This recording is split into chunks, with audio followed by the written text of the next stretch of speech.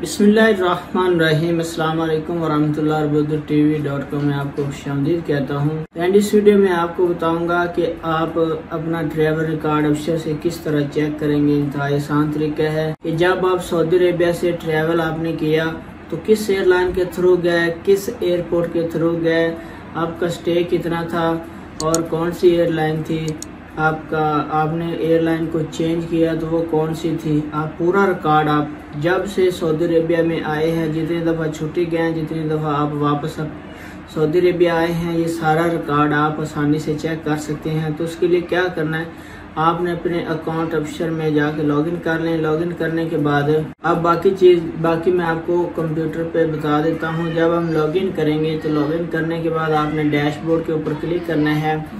Dashboard के ऊपर click करने के बाद यहाँ पे आ रहा होगा ट्रैवल रिकॉर्ड्स, आपने इसके ऊपर क्लिक कर देना है। जब हम ट्रैवल रिकॉर्ड के ऊपर क्लिक करते हैं तो हमारे सामने एक नई विंडो ओपन हो जाती है। इसमें बताया हुआ है कि आप कितनी दफ़ा यहाँ से ट्रैवल करके गए हैं सऊदीया से और वापस आए हैं, किस एयरलाइन के थ्रू आप गए हैं, PIA के थ्रू गए हैं, बहरीन, आपका स्टे कहाँ पे था, उसके बाद आगे आपकी कौन सी फ़्लाइट थी। पूरा रिकॉर्ड जो आपका जब से आप सऊदी अरेबिया आए हैं वो यहाँ पे मौजूद है।